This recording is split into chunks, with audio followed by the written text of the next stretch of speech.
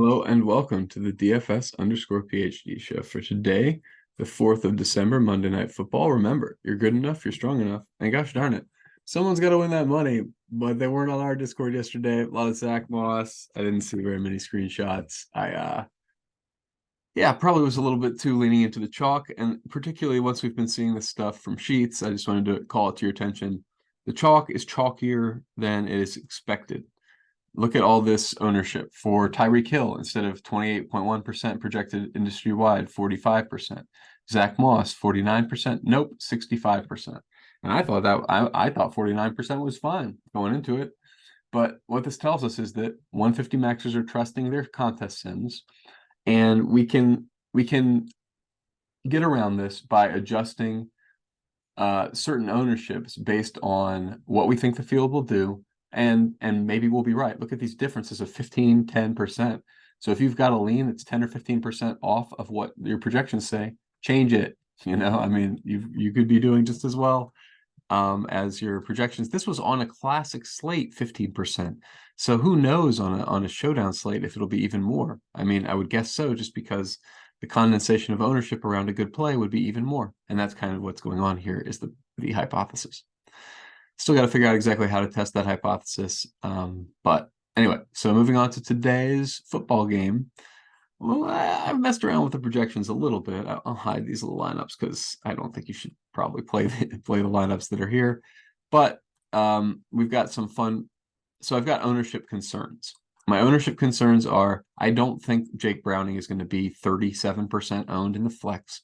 I don't think he's going to be, what were they predicting for captain? It was outrageous. They were saying 12% captain. I think he'll be like 5% captain. I think people have watched the games. I think they know he's not very good. And I also think their sims are going to tell them to play Etienne, right? I mean, like, that's what you probably should do in an optimal scenario. So I think we're going to get more Etienne ownership than is projected and less of Browning ownership than is projected. That's not me saying you should do that. It's just saying that's what I think the ownerships will come in. I also think people will downgrade Chase, and I think that's appropriate. So I don't really get to a lot of Chase. I'm just matching that. But I think people will also condense around Ingram. A lot of the industry has been talking about Ingram. Plus, if you just think about like a grinded out, blowout kind of game, you get a lot of easy check down passes, which is also what we're going to do for buffing tight ends. So that's the only other thing where I appreciably disagree with the projections, just based on a snap count basis.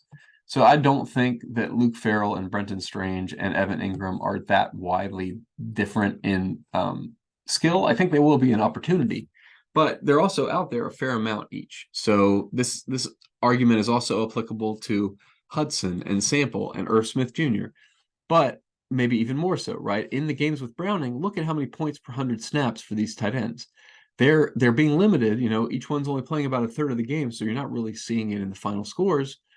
But if one of them for some reason got outsized snaps or catches a touchdown, you're going to really notice it. And you know who it hasn't been for 3 weeks? Irv Smith Jr. With Browning out there, he hasn't thrown his way yet. And that's not to say that he's not out there running routes. That's not to say that he can't catch the ball if thrown to. It's just saying so far he hasn't. And he's very cheap this week, which is why I bring it up.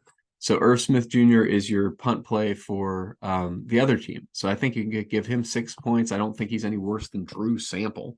So if you project the snaps he gets to Drew Sample's production for the last couple of weeks, you get him with 6 points. So I'm going to probably wind up with a little bit more Irv Smith. I adjusted Luke Farrell, but he's just way overpriced. You can't possibly get there. But the same argument for backup tight ends boosts Brenton Strange to 2.3.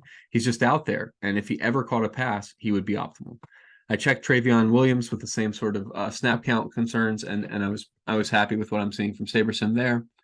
And I'm happy with the rest of it. I think it's all fine. I think these are the correct projections for most of the players who are going to be out there a lot of the game. Game script wise, even like more Etienne, probably. I might, if Chase at 13, yeah, that's probably fine. They're still going to have to throw a lot of passes. You might boost, who is the number 1 tight end for Cincinnati? I guess that's Tanner Hudson, or it's Tanner Hudson. Right, but they have that 3-way split.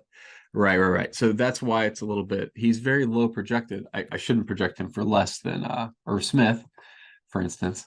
But I still don't think you get to very much of him. His 12%'s overowned. I don't know what y'all are doing. I mean, yeah, he's the starting tight end, but you just saw the rotations. That's a mistake at whatever ownership that is.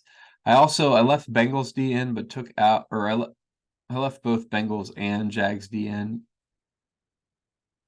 because I think Jags D is probably optimal. Cincinnati's pretty bad.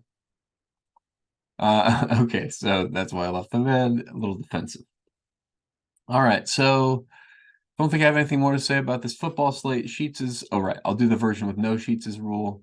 That's the GeomeanOwn of ownership less than 19, which is to say you're expecting under 5 in the big tournament if you do a significant salary reduction alongside that. You can build out your own GeoMean sheet, by the way, to double check.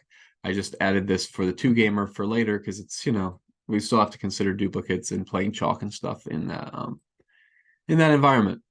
All right. But yeah, that's all I got to say. Right.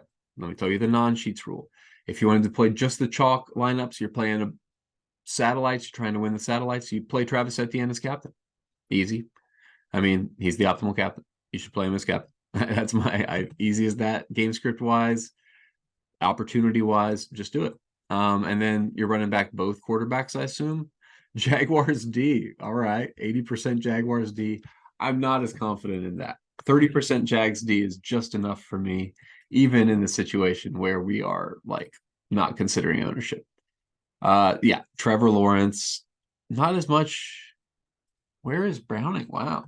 15% Browning in the optimal I don't think that's right. I mean, he's still a quarterback.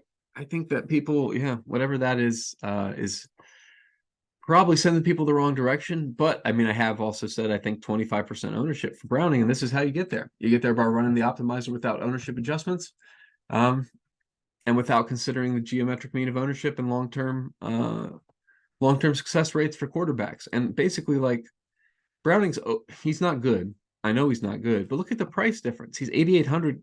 Trevor Lawrence, $2,000 more. He can do 80% as good as Trevor Lawrence and be optimal over Trevor Lawrence, and that argument applies for a lot of these other similar salaried guys. Like, yeah, Chase, no, I wouldn't take Chase over Browning. No, I wouldn't take Calvin Ridley over Browning. I think he has a higher floor than both those guys and probably a higher ceiling. Yeah, dialing that back. Obviously not a higher ceiling than either of those guys. Okay, but that is all I got to say about the slate. Play those weird backup tight ends if you want to, but it's probably too cute for like a simple single entry or something. But for, big GPPs trying to win $500,000, that's where you win it. Just like you saw yesterday. I don't know if it actually held in the final lineup given the drive, but it was a 4 or 5-way split. So I'm imagining either the Noah Gray touchdown or the Sims touchdown would have mattered. And if you watched the video yesterday, right? What did I say to do if DeGuara was out? I said Sims was a solid value and that you should have some Sims. So hopefully you listened, and hopefully today you play Irv Smith or whatever the equivalent ridiculous play is. Honestly, yeah, pretty similar play. Irv Smith, and there's one more guy. Who's the other guy? Irv Smith and Brenton Strange. One or the other of those guys is going to win somebody $500,000 today. It's probably not going to be me. I'm not going to play that much of that contest with basketball back, but it could be you guys. And I could win $40,000, whatever's in the $3 tournament. So remember, you're good enough, you're strong enough, and gosh darn it, someone's got to win that money. Might as well be us.